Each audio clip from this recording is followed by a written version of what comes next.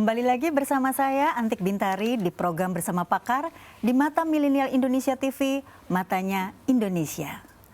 Pemirsa, topik intoleransi, radikalisme, dan terorisme adalah topik yang tidak pernah padam untuk dibicarakan. Terutama tentu saja saat ini pasca pelarangan pembubaran FPI pada tanggal 30 Desember 2020.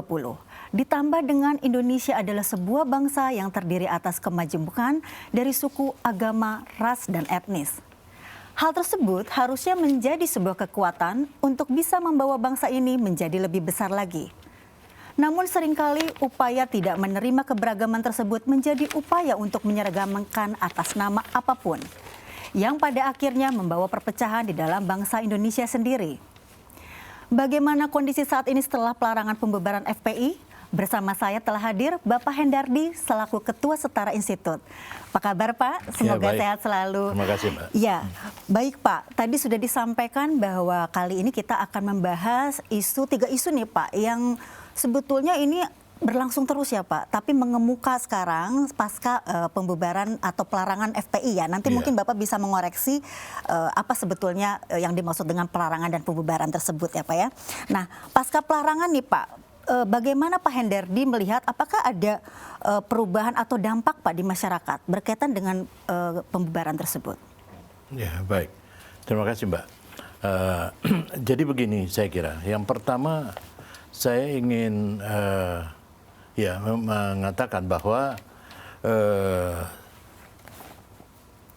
sebelum sampai ke situ, saya ingin mengatakan begini, bahwa secara faktual memang pelarangan FPI memang dilakukan oleh pemerintah melalui SKB, ya, surat keputusan bersama beberapa menteri dan badan, ya, untuk kita. Namun ini dalam konteks intoleransi, radikalisme dan terorisme, ini mungkin bukan bisa kita anggap sebagai langkah yang pas gitu ya, kan, karena mereka ini juga organisasi bukan berbadan hukum, ya. Namun dan dengan begitu namanya FPI atau siapapun yang diburukan yang tidak berbadan hukum semacam ini bisa kemudian berubah nama, tentu saja ya. Nah ini problemnya kemudian. Nah karena itu. Tapi karena isu FPI ini menjadi isu politik, ya, maka secara politik memang diperlukan adanya semacam SKB sehingga ini bisa memberikan efek jera atau efek gentar bagi ormas-ormas sejenis. Ya. Nah, karena ini juga sudah menjadi suatu apapun bentuknya SKB atau apa. Kalau HTI kan lain. HTI karena dia terdaftar itu sebagai organisasi dan sebagainya, itu kemudian dilakukan proses hukum. Tetapi terhadap ini dilakukan proses politik sebetulnya dengan SKB itu. Ya, nah, tapi karena ini sudah menjadi keputusan politik negara, maka saya kira satu langkah komprehensif itu mesti juga kita mesti dilakukan, ya. Termasuk adalah penanganan berbagai atribut, berbagai properti dan lain-lain yang menggunakan simbol FPI ini mesti dibersihkan tentu saja. Lalu bagaimana jika kemudian berubah wujud gitu Pak? Berubah wujud ya? Berubah wujud menjadi, misalnya kemarin kan juga mereka mengancam akan merubah aja nama dengan Front Persaudaraan Islam atau Front Persatuan Islam. Nah saya kira menjawab persoalan ini, itu Polri sebagai aparat hukum ini bisa mengacu saja atau berpijak saja pada putusan Mahkamah Agung, Mahkamah Konstitusi nomor 82 2013, yang pada dasarnya di situ disebutkan berorganisasi atau berormas itu adalah kebebasan yang dijamin oleh konstitusi, ya, oleh Undang-Undang Dasar Negara RI 45. Ya, nah bila terdaftar, karena berorganisasi itu bisa terdaftar, bisa berbadan hukum, bisa dua-duanya bisa, gitu ya. Jadi akan tetapi jika ormas itu tidak terdaftar atau tidak berbadan hukum, maka tidak bisa maka tidak bisa melakukan perbuatan hukum, ya. apa saja sebenarnya perbuatan hukum itu? Perbuatan hukum itu adalah setiap perbuatan manusia yang dilakukan dengan sengaja untuk menimbulkan hak dan kewajiban. Nah, perbuatan hukum adalah setiap perbuatan subjek hukum, manusia atau badan hukum yang akibatnya diatur oleh hukum. Karena akibat itu bisa dianggap sebagai kehendak dari yang melakukan hukum. Nah, di sini saya kira dengan pemahaman itu Polri bisa atau penegak hukum bisa memperoleh apresiasi. Artinya jika dia tidak saat ini tidak perlu kita menggunakan berbagai peraturan-peraturan hukum, tapi dilihat saja tindakannya, tindakan organisasi ini atau orang-orangnya, dan apabila mereka melakukan suatu tindakan yang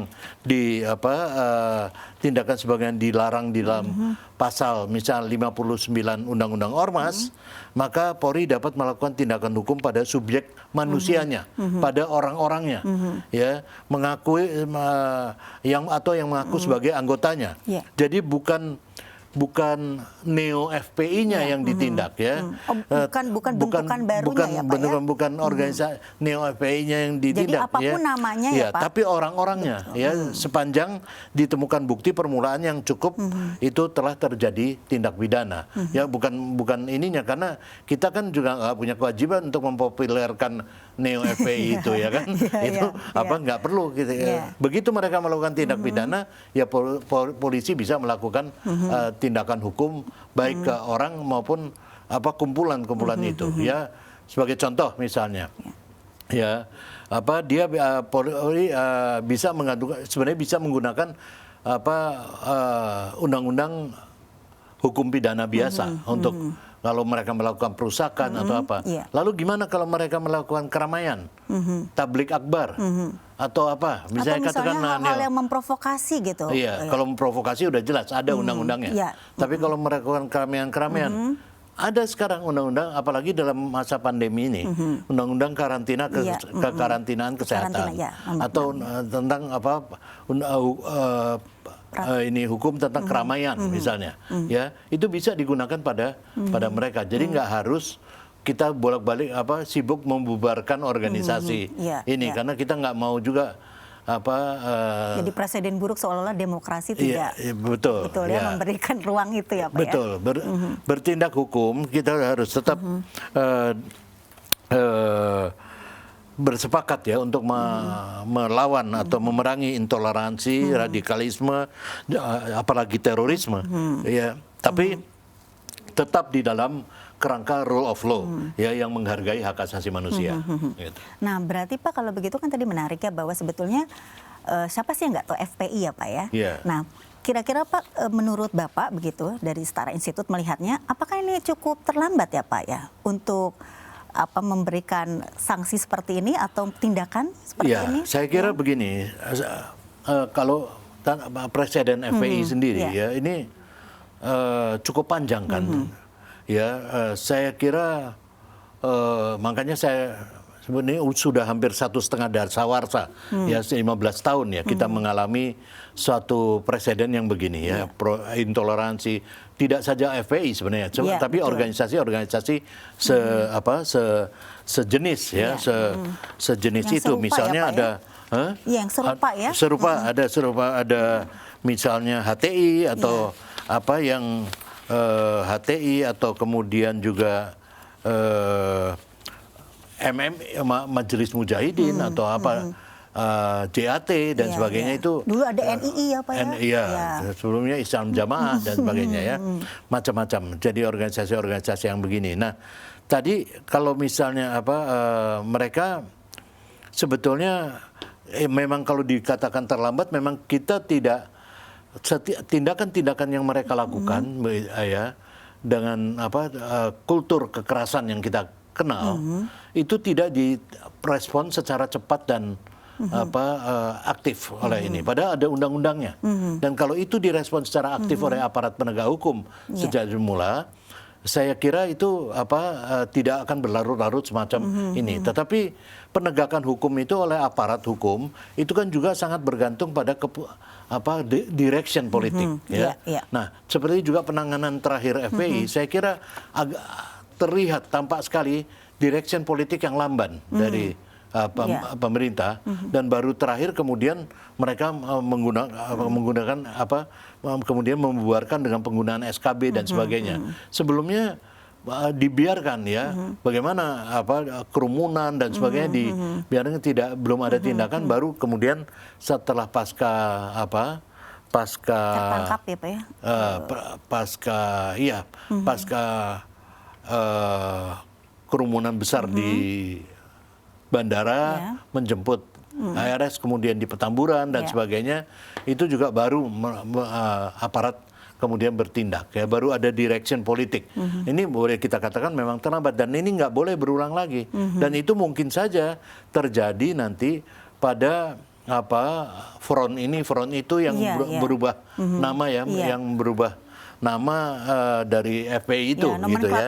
Saja. Tapi sama ininya. Jadi saya kira itu yang mesti dilakukan pemerintah, ada bertindak, hukumnya ada. Kita nggak perlu cari-cari hukum. SKB ini kan semacam suatu tindakan darurat yang dilakukan, ya. Nggak ada ini karena organisasinya tidak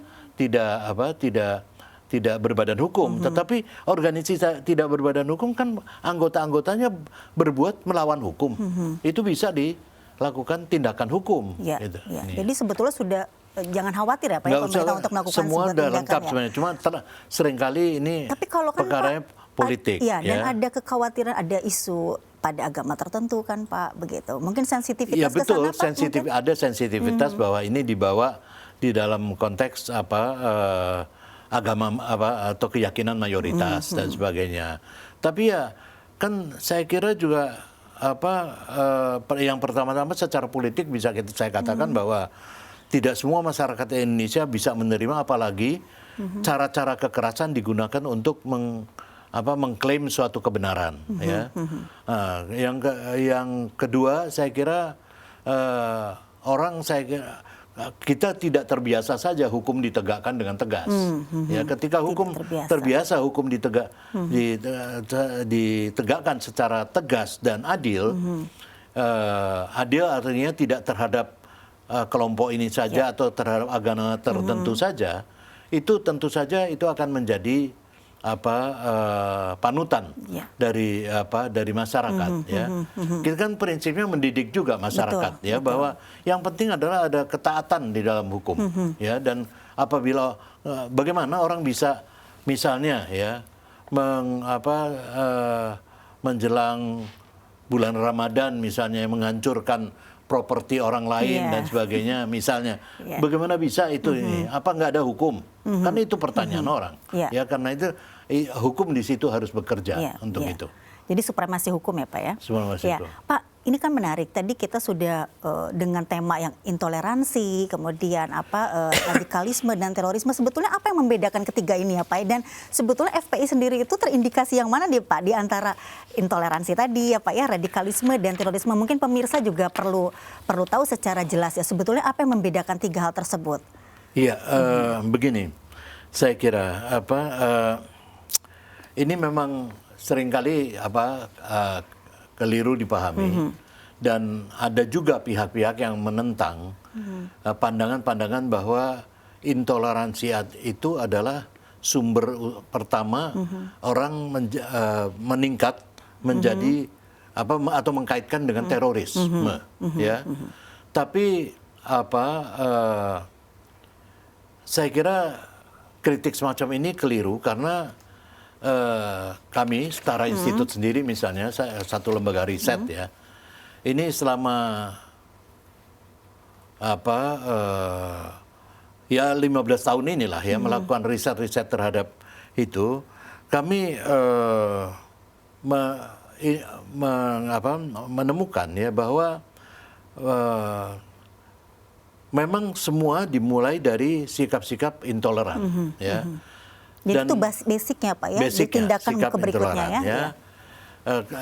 Seperti FPI ini ya, saya kira atau organisasi sejenis yang lekat dengan kultur kekerasan ini sangat potensial sebenarnya kemudian untuk untuk kemudian meningkat ya pada saya mengatakan begini, tesis kami adalah begini, intoleransi adalah anak tangga pertama ya menuju terorisme. Ya, sekalipun tidak semua yang intoleran itu akan berujung pada terorisme, tapi orang biasanya dari intoleran ada tahapannya, intoleran, kemudian radikalisme dan kemudian terorisme. Ya, intoleran adalah sikap-sikap saya kira yang seperti contoh gampangnya adalah menunjukkan apa yang saya contohkan tadi, misalnya orang mau bulan Ramadan kemudian merusak properti orang, atau kemudian apa yang terjadi pada peristiwa 2008 misalnya sekelompok aksi ya oleh masyarakat, kemudian dilakukan kekerasan terhadap mereka yang kemudian memasukkan kemudian berujung pada proses hukum terhadap Rizik Syihab dan juga Munarman ya dan yang lain. Itu menunjukkan sikap-sikap yang intoleran ya terhadap pandangan orang lain. Ya, pandangan-pandangan orang lain yang bisa beragam, dan Indonesia ini kan dibangun atas dasar kemajemukan, kebinekaan ya. Jadi kalau satu pihak sudah mengklaim ya bahwa ini suatu kebenaran, ya itu saya sebut sebagai intoleran pasif. Tapi kalau ketika dia sudah mereka sudah mempublikasikan di publik, di ruang publik, ya, dan bahkan melakukan suatu tindakan-tindakan kultur dengan kultur kekerasan, ini bisa kita anggap sebagai suatu intoleran aktif, ya. Intoleran aktif, ya. Dan setelah itu ini, saya ada juga saya kira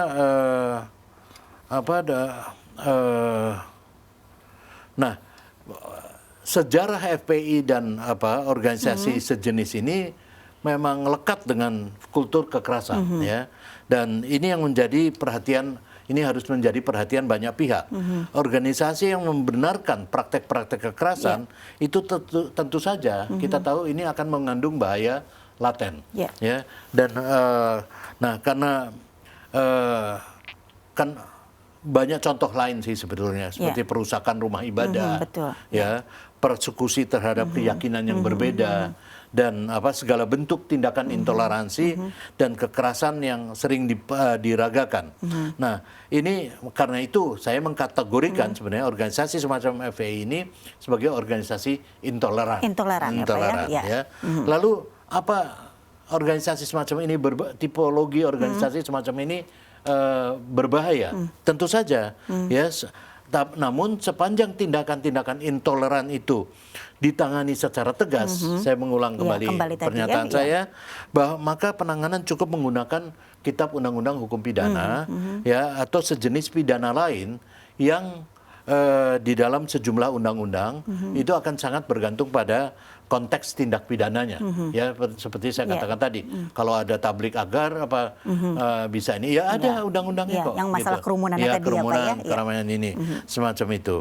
Nah, yang menjadi concern kami adalah bahwa yang lebih menjadi concern kami adalah intoleransi ini merupakan anak tangga pertama menuju terorisme. Tahapan berikutnya itu ya, Pak ya. Jadi sekalipun tidak selalu yang intoleran itu bisa bertransformasi menjadi teroris, tapi organisasi kami setara ya setidaknya pernah melakukan beberapa riset tentang itu, ya, riset tentang itu ada yang pertama tentang. Ya. Mungkin Pak Hendardi nanti kita akan teruskan mengenai riset, karena tadi risetnya akan banyak ya Pak kita bahas ya apa yang dijalankan oleh oleh Setara. Baik pemirsa, rasa sangat luar biasa ya pada saat kita berbicara intoleransi, kemudian radikalisme dan terorisme. Tadi Pak Hendardi sudah menyampaikan beberapa definisi dan terminologi yang mungkin bisa dipahami oleh pemirsa untuk diskusi dalam segmen berikutnya. Kita akan bertemu pada segmen berikutnya setelah istirahat kali ini.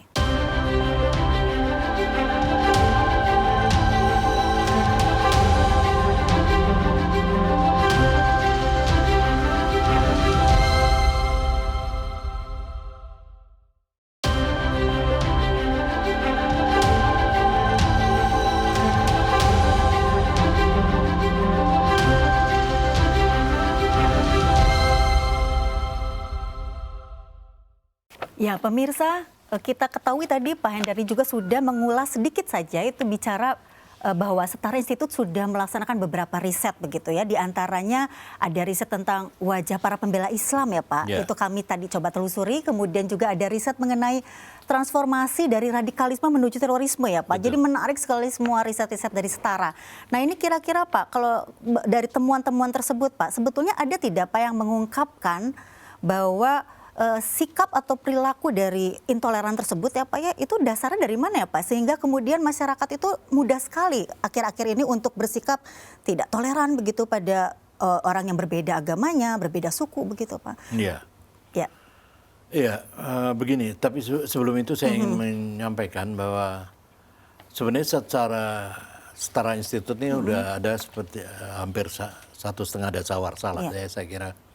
Jadi kerja kami lebih pada riset-riset ya dan survei-survei, penelitian-penelitian, dan itu sebenarnya apa yang disebut tadi ya, 2 riset itu sebagian dari riset kami saja. Setiap tahun kami melaporkan laporan bekal lah sebenarnya ya tentang keadaan kebebasan beragama dan berkeyakinan, tentang toleransi, tentang itu semacam itu. Nah, dalam konteks ini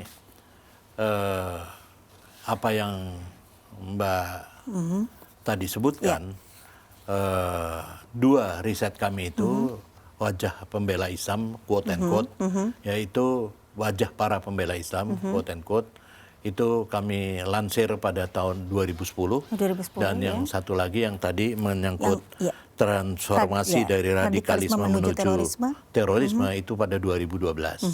Tapi setiap tahun kami ada sebetulnya kalau diikuti itu ada perkembangan yang terus-menerus ya.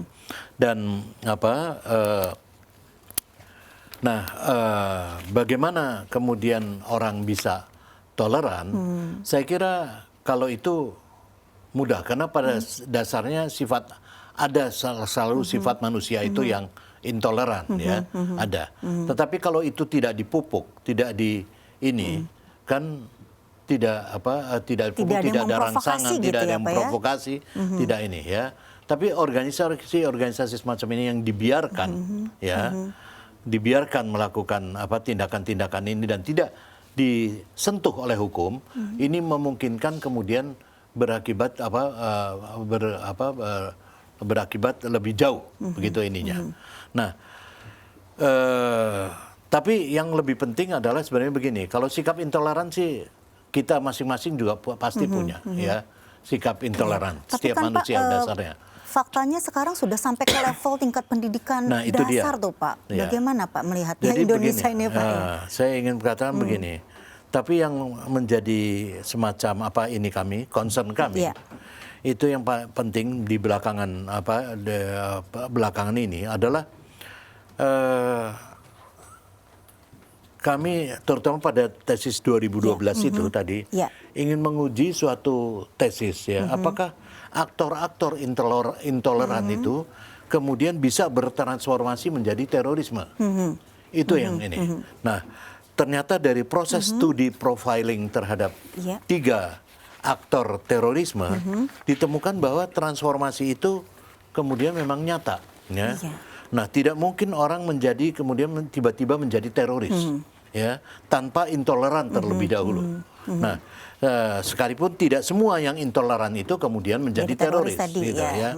Nah, ini data kami ini diperkuat kemudian juga oleh beberapa waktu lalu ada temuan yang dilansir oleh Kepala Pusat Riset Ilmu Kepolisian dan Kajian Terorisme Universitas Indonesia yang menyatakan bahwa 37 aktor terorisme itu pernah menjadi anggota dan atau pengurus FPI. Ya. Ternyata begitu ya Pak faktanya ya. Iya, temuan ini menegaskan bahwa organisasi intoleran itu lekat dengan kultur kekerasan, selalu punya potensi menjadi environment yang suportif ya, menjadi medium recovery dan kaderisasi aktor-aktor terorisme. Inilah yang awal saya selalu katakan bahwa kita tidak bisa memandang dan memperlakukan FPI seperti penanganan biasa. Nah, Dan juga seperti yang Mbak sampaikan tadi, ini organisasi di luar ya, semacam ormas, semacam apa organisasi di luar. Tapi juga di kampus misalnya, ya kampus kita setara juga melakukan suatu riset ya, saya lupa tahunnya, tapi mungkin 5 tahun lalu atau apa terhadap berbagai kampus negeri, termasuk juga terhadap bukan kampus saja, SMA. Kami pernah melakukan beberapa riset terhadap ini menyangkut intoleransi dan menunjukkan sebenarnya angka-angka yang cukup mengkhawatirkan. Karena itu kami lansir dan kami advokasi. Kami advokasi itu artinya kami bawa ke Menteri Agama, ke Menteri Dalam Negeri, ke berbagai pihak yang sesuai yang ini ya. Itu kami ini kan untuk menjadi perhatian Kementerian Pendidikan dan sebagainya. Itu kami ini kan dan kami lansir ke publik ya, selalu kami lansir ke publik dan sudah menjadi semacam rujukan sebetulnya bagi banyak lembaga-lembaga di dalam maupun di luar negeri. Ya, hasil-hasil riset kami. Nah, itu juga kekhawatiran yang saya kira beralasan untuk kita respon secara cepat ya, karena dan di mana mereka masuk ini ya, ya masuk bisa dari mana saja. Tetapi saya ingin ingatkan ya, jangan misalnya sikap-sikap intoleran ini seringkali juga mulai bukan saja di kampus, tapi di banyak tempat ya, dimulai dari rumah-rumah ibadah juga, dari mulai khotbah-khotbah atau sejenis itu, ya kalau agama lainnya mungkin khotbah juga, tapi ini yang mengajarkan sikap-sikap intoleran atau tidak bisa menerima perbedaan semacam itu.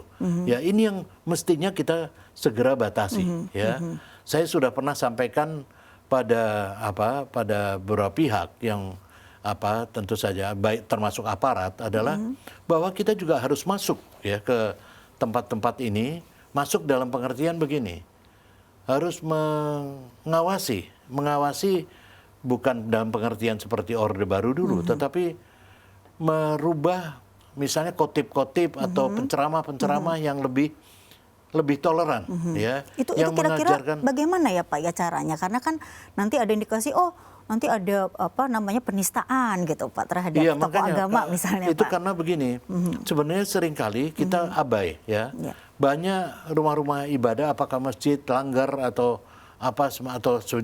mungkin juga gereja dan ini ya, yang kelompok-kelompok katakanlah yang intoleran ini masuk melalui organisasi dan kemudian dalam penelitian kami juga kami menemukan misalnya rumah katakanlah kalau di kantor-kantor itu musola atau ini atau masjid-masjid yang ini yang sudah di booking gitu ya. 1 tahun ini khotibnya adalah ini orang mereka semua. Yang udah jelas 1 tahun itu dia ada bahasanya sama, akan iramanya sama ininya. Nah, hal-hal gini kita mesti lebih waspada, tidak abai, dan saya kira kita perlu juga memasukkan penceramah, khotib-khotib, orang-orang yang baik bisa mendidik publik ya dalam menjalankan agama secara benar dan juga menghindari kekerasan dan sebagainya itu ke tempat-tempat ini. Selain tentu banyak hal-hal lain yang harus dikerjakan ya. Nah, atas dasar tadi yang temuan-temuan kami tadi ya, profiling 3 aktor, kemudian ada 37 aktor juga yang dikaitkan dengan FPI oleh Pusat Studi di UI ya, dan juga belakangan juga ada soal ini baiat segala macam ya, dan ini dan juga bahwa ya penelitian terhadap teroris yang kemudian ada kaitan dengan FPI itu saya kira kita meyakini bahwa Setara Institute meyakini bahwa intoleransi adalah anak tangga pertama, ya, adalah tangga pertama menuju terorisme. Dan terorisme adalah puncak dari intoleransi, ya. Meskipun demikian, tidak semua jenis tindakan itu tentu bisa dimasukkan di dalam atau dalam satu keranjang yang sama, yang artinya ditangani dengan landasan hukum yang sama. Tentu bisa berbeda-beda penanganan sesuai jenis tindak pidana yang dilakukan. Ini saya kira penting disampaikan kepada mereka yang selama ini mengkritik bahwa seolah-olah mengaitkan intoleransi dengan terorisme atau radikalisme adalah keliru. Ada juga kritik semacam itu dan membahayakan. Saya kira penelitian-penelitian ini membuktikan hal yang lain. Ada korelasi, ya. Ada Pak, korelasi yang itu, ya. Dan tapi sekalipun begitu kami memahami tentu bahwa derajat intoleransi itu juga bisa berbeda-beda dan tentu tidak bisa dipukul rata, ya, ininya. Saya kira itu. Ya.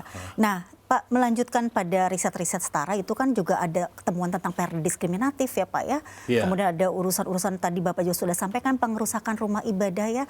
Nah itu kira-kira Pak sebetulnya apa ya yang harus kita lakukan ya Pak untuk PR apa ini Pak ya untuk masyarakat, untuk negara sehingga bisa dikurangi gitu Pak. Kan kalau dihilangkan rasanya agak panjang ya Pak prosesnya. Tapi minimal dikurangi Pak karena perda diskriminatif ini termasuk yang kemarin masalah jilbab ya Pak. Gitu ya, itu kan juga sempat ramai ya. Betul. Nah, ini bagaimana ya Pak kira-kira yang harus kita lakukan ya? Dan mungkin setara juga sudah ada temuan-temuan tersebut ya tadi ya yang masalah diskriminasi ini Pak. Itu bagaimana Pak? Begini, saya kira mengaitkan dengan intoleransi tadi. Tentu saja ini sumber-sumber intoleransi ya. Sumber utama malah kalau hukum itu kan sumber utama dia diikuti, dia harus dipatuhi ya. Karena itu kita memang kebablasan di dalam merasa reformasi ini bisa dikatakan bahwa kemudian muncul perda-perda karena otonomi daerah juga muncul perda-perda diskriminatif ya. Dan itu sangat mengkhawatirkan ya. Namun saya kira di sini ada kemajuan bahwa tekanan-tekanan dari kami, setara atau organisasi-organisasi sejenis terhadap ini kepada negara, ya, antara seperti Wahid Institute juga ya beberapa lainnya, itu punya pengaruh. Yang kemudian kita lihat di beberapa daerah, pertama seringkali sekarang itu dijadikan semacam acuan dan syarat ya untuk kepemimpinan daerah tidak mendukung itu ya perda ini. Kedua, perda-perda yang sudah berlangsung ini sekalipun belum seluruhnya dicabut atau apa, tetapi semacam di moratorium. Ada tetapi tidak digunakan ya. Ini ada juga semacam itu. Ya, semacam itu. Nah, itu saya kira pemerintah dalam hal ini tentu saja Menteri Agama, Menteri Dalam Negeri ya kaitannya dengan Kementerian Dalam Negeri, Kementerian Hukum dan HAM ya. Ini mesti berbenah. Saya kira untuk kemudian melakukan semacam pembenahan terhadap perda-perda diskriminatif.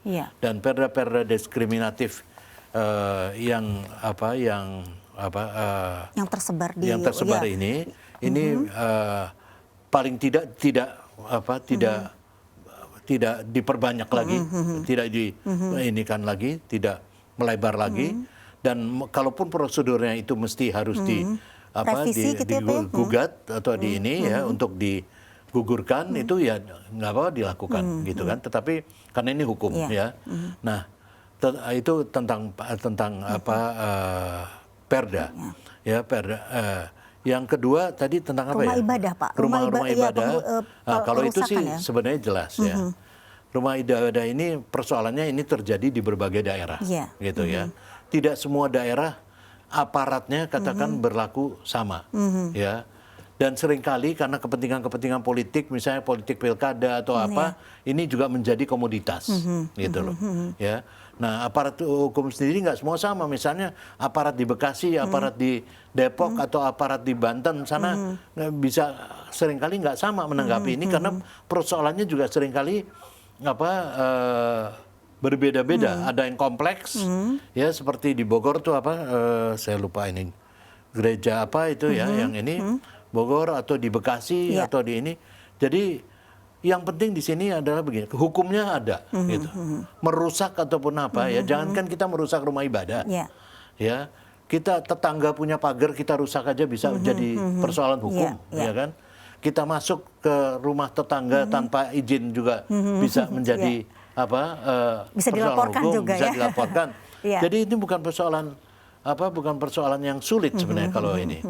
Dan tidak perlu dibawa ke ranah yang agama atau yang lain-lain ya Pak ya. Aparat harus bertindak secara tegas. Dalam konteks inilah juga aparat tentu bukan berbenah. Maksud saya harus belajar juga tentang persoalan-persoalan intoleransi dan termasuk sebagainya. Memahami terminologi tadi ya Pak, intoleran itu apa, radikalisme itu apa gitu ya Pak ya. Karena itu kami juga berusaha dan beberapa organisasi lain yang hampir bersama dengan kami ini berusaha bekerja sama dengan aparat hukum terutama untuk hal ini, untuk hal tersebut.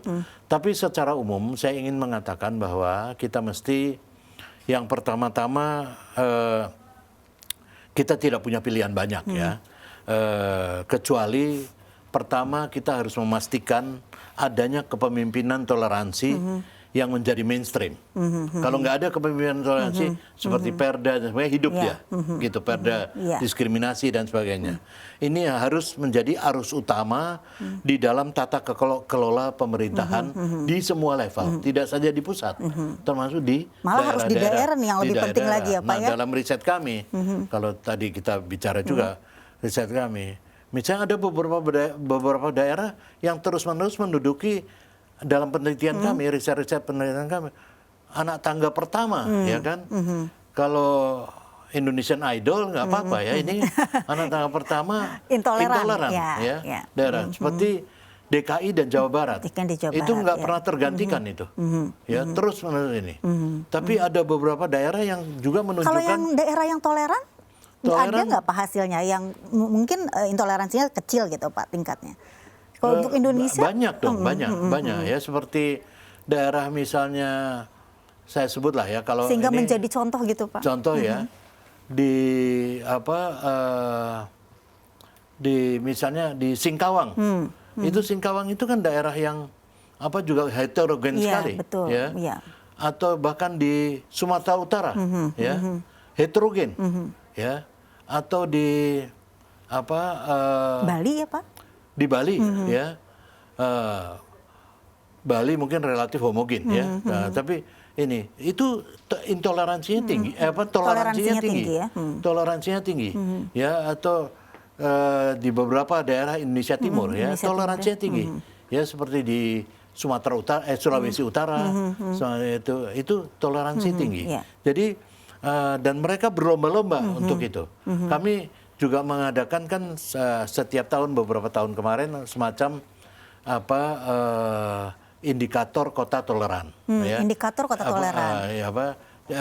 Indikator inilah kota-kota yang kita anggap toleran. Apa Pak kita kira-kira kasih satu atau dua indikatornya Pak dikatakan toleran? Tadi nggak ada. Macam-macam itu melalui satu penelitian tentu saja oleh kami dan juga melalui tahapan-tahapan wawancara dengan Pemdanya dan sebagainya itu kita lakukan. Jadi ada ya Pak, sudah ada.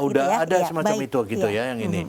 Itu menjadi ini kita dan juga tentu saja kita seperti yang saya tegaskan tadi mendukung penegakan hukum yang tegas ya atas berbagai tindakan intoleran.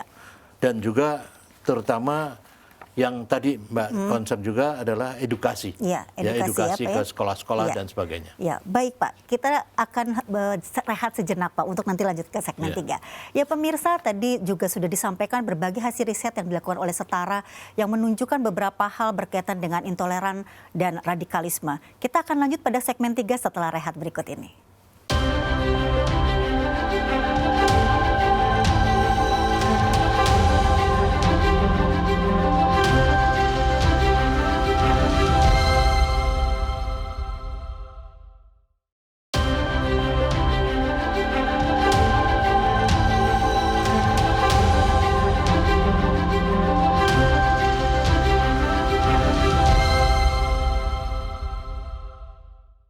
Ya pemirsa, tadi sudah kita bahas begitu banyak kajian yang telah dilakukan oleh Setara Institut, juga kemudian bagaimana melakukan pencegahan begitu ya. Dan kita akan lanjutkan pada segmen ketiga ini berkaitan dengan indikasi-indikasi yang terjadi di lingkungan pendidikan ya Pak ya. Yeah. Mungkin sebelum nanti kita akan membahas bahwa ada berbagai kebijakan ya Pak. Tadi sudah dibahas oleh Bapak berkaitan dengan di kampus ya Pak ya, kemudian juga sekolah dan lain-lain. Nah, kemudian pemerintah juga sebetulnya sudah ada upaya nih Pak, dari mulai undang-undang terorisme ya Pak, anti terorisme. Yeah. Kemudian ada terakhir itu yang peraturan presiden Pak, yang rencana aksi nasional pencegahan ekstremisme. Nah ini keluar lagi nih Pak kata ekstremisme gitu. Apakah awam juga akan kesulitan ya Pak ya? Ada radikalisme, ada terorisme. Nah ekstremisme ini apa yang menjadi kekasannya sehingga diperlukan tadi ya rencana aksi nasional untuk. Ya saya terus terang istilah ini agak membingungkan saya juga gitu kan, karena selebih baik kita menggunakan istilah-istilah baku yang sudah ini, karena ekstrem itu tidak selalu buruk juga ya kan. Namun saya kira maksud dari pemerintah ini sejalan dengan apa yang saya kemukakan itu adalah di dalam mencegah kemungkinan tadi kekerasan kali ya Pak ya. Radikalisme juga sampai terorisme ya, tetapi kan semua itu sekali lagi saya ingin katakan semua itu terjadi anak tangga pertamanya kan intoleransi, sikap intoleransi. Karena itu dalam rancangan aksi ini saya kira pemerintah mesti berfokus, mesti lebih berkonsentrasi pada bagaimana menangani sikap yang tahap tadi paling awal ya Pak ya, yang intoleransi tadi ya. Itu yang pertama ya. Kalau soal kemudian jadi ekstrim atau menjadi radikal seperti beberapa organisasi yang terjadi, itu kan akibat dari suatu proses panjang ya. Tetapi di awalnya kita nggak menangani secara benar ya, pertama. Tadi saya katakan kan selain memang di awal-awal kalau ada kejadian atau peristiwa-peristiwa intoleran seperti tadi perusakan rumah ibadah yang Anda sampaikan ya, atau bentuk-bentuk lain, itu tidak segera ditangani hukum dengan tegas. Yang kedua yang paling penting juga, yang lebih penting tadi yang saya mau singgung di akhir session sebelumnya, itu adalah menyangkut edukasi ya. Edukasi ini paling penting menurut saya.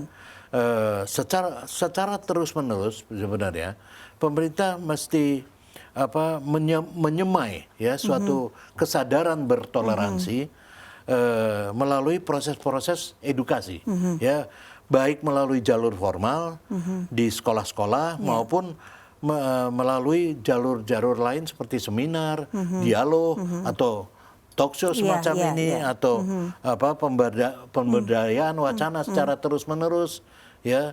Nah, termasuk mendaya gunakan media-media tentu saja ya. Media-media untuk bukan hanya menampilkan untuk menampilkan tentang wajah-wajah kasus-kasusnya saja ya Pak ya. Ini tetapi bagaimana juga orang diedukasi untuk itu. Itu yang saya kira masih sangat minim ya dilakukan, termasuk oleh departemen sekarang namanya penerangan itu Kementerian Informasi dan Komunikasi Pak ya itu ya.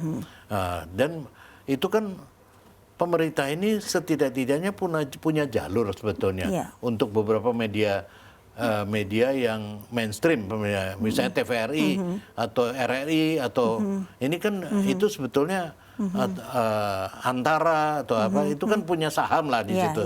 Sebetulnya kan harusnya juga bisa mempelopori gitu ya dengan media-media yang yang lain, media-media yang lain itu.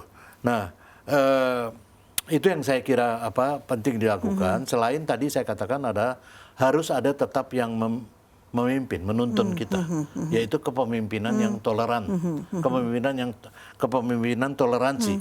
Ini mesti menjadi mainstream, ya, baik di tingkat pusat maupun di daerah-daerah. Kalau kepemimpinan di pusat atau di daerahnya juga bersikap intoleran, ya, mengeluarkan statement-statement atau pernyataan-pernyataan yang intoleran dan sebagainya, ya mana mau orang menjadi bisa jadi gimana toleran. leadernya ya Pak ya? Iya, Jadi, bagaimana leadernya tentunya. Nah Pak, tapi berkaitan dengan bagaimana kepemimpinan di level daerah, ini kan ada banyak ASN nih Pak ya. Kalau bicara kepala daerah gitu, pasti di bawahnya itu kan ASN.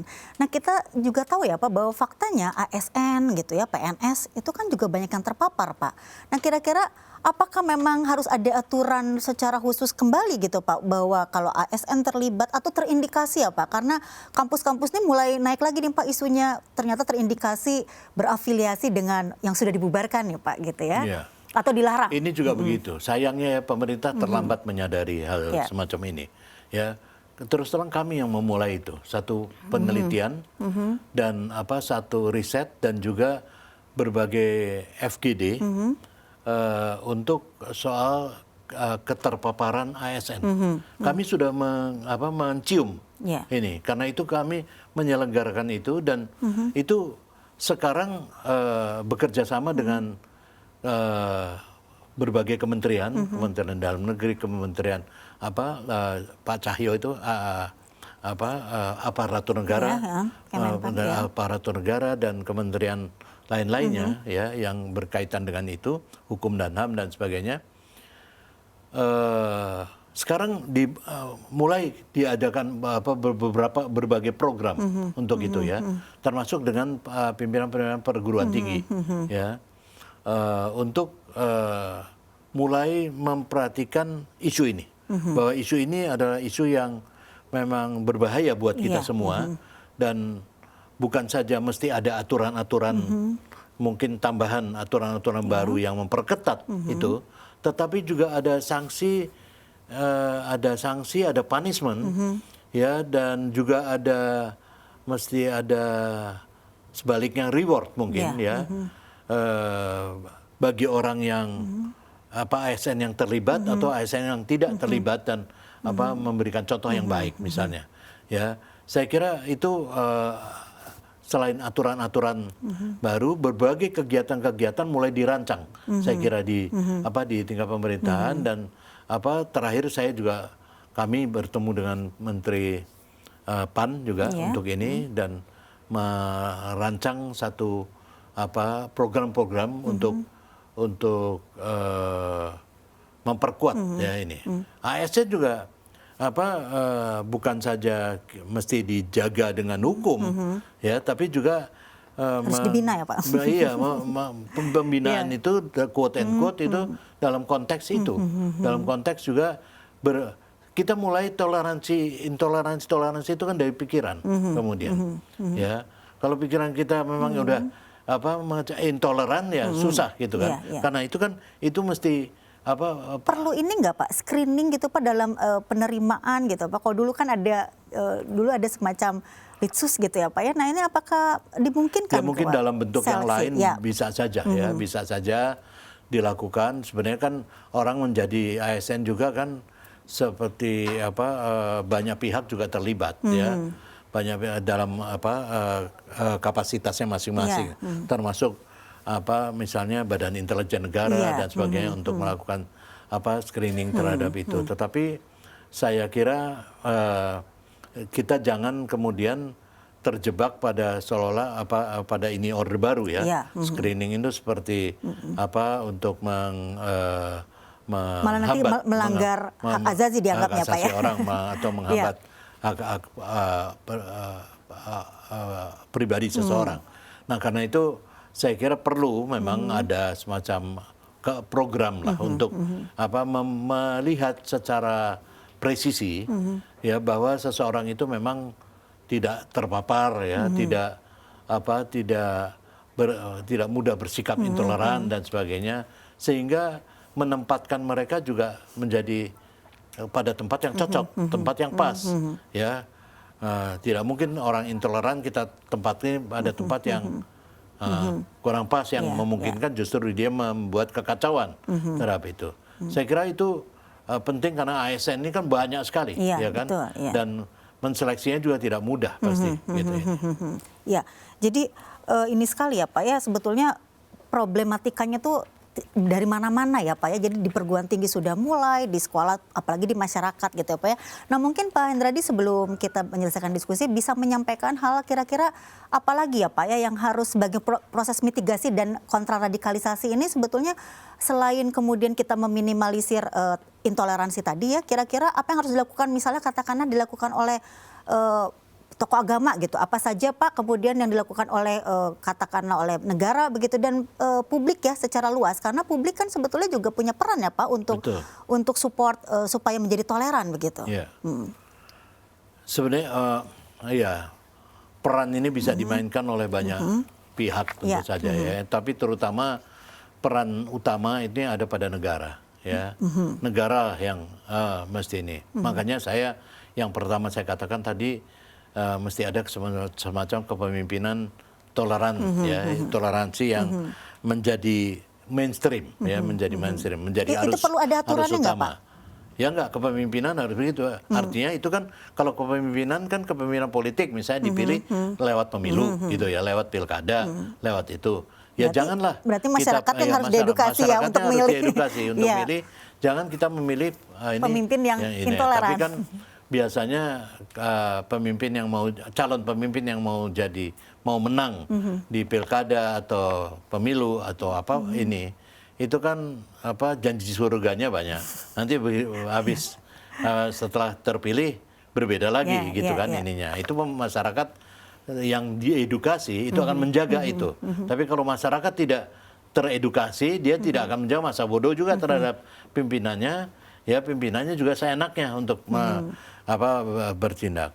Nah kemudian juga apakah kita dari masyarakat sendiri memang diperlukan satu dalam unit-unit terkecil pun ini sudah mesti ada semacam inilah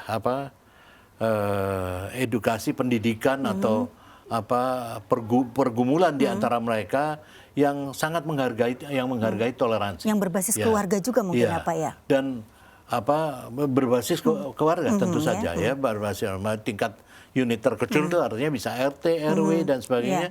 Harus ada kegiatan-kegiatan yang saling ini. Ini kan tidak terbantahkan. Kita hidup dengan berbagai etnis, berbagai suku bangsa, berbagai agama, berbagai warna kulit dan sebagainya yang itu adalah sesuatu yang sudah terjadi pada kita. Karena itu ini yang mesti kita rawat kan. Karena itu kemajemukan ini yang mesti kita rawat. Karena itu saya kira penting juga masyarakat menyadari hal itu, nggak merasa dirinya lebih tinggi dari yang lain gitu loh ininya. Ya satu suku merasa lebih tinggi, satu agama merasa lebih tinggi dari agama yang lain. Saya kira itu tidak bisa kita lakukan. Sementara dari itu peran ini juga tentu harus dijalankan oleh tokoh-tokoh masyarakat, tokoh-tokoh agama, ya dan tokoh-tokoh lain ya untuk justru bukan memanas-manasi masyarakat, memprovokasi masyarakat, tapi justru menuntut mereka ke satu sikap-sikap yang toleran. Ya, baik. Pak, mungkin satu kalimat penutup yang bisa membangkitkan ya semangat pemirsa untuk juga membantu nih Pak program-program pemerintah dalam konteks membangun toleransi. Mungkin satu kalimat saja Pak pesan-pesannya, silakan. Iya, saya kira saya berharap bahwa masyarakat pada saat ini secara konteks aktual ya, masyarakat akan bisa mendukung terutama aparat hukum ya di dalam melakukan tindakan-tindakan hukum yang tegas terhadap sikap-sikap intoleran, apalagi radikal dan juga terutama terorisme gitu ya. Karena tanpa dukungan masyarakat ini juga akan menyulitkan buat aparat dan buat kita semua, buat pemerintahan ini ya untuk menghindari unsur-unsur intoleran semacam ini yang tidak saja datang dari dalam negeri, tetapi juga banyak datang dari luar ya. Ya ini dibutuhkan ketahanan kita berbangsa, bernegara, bermasyarakat yang cukup kuat ya, dan cukup kuat untuk menghadang atau katakanlah menghadapi tantangan-tantangan semacam itu. Ya, baik. Terima kasih. Luar biasa. Pemirsa, perbincangan ini mudah-mudahan bisa memberikan manfaat dan pengetahuan yang lebih luas lagi, tentunya berkaitan dengan bagaimana intoleransi, kemudian bagaimana berbicara radikalisme dan terorisme. Dan mudah-mudahan juga kita sebagai bangsa akan selalu kuat dan kemudian sebagai negara tetap memberikan rasa aman, nyaman, dan tentu saja inklusivitas bagi seluruh masyarakatnya. Terima kasih telah menyaksikan bersama Pakar. Saya Antik Bintari undur diri dan tetap saksikan Mata Milenial Indonesia TV, matanya Indonesia. Sampai jumpa.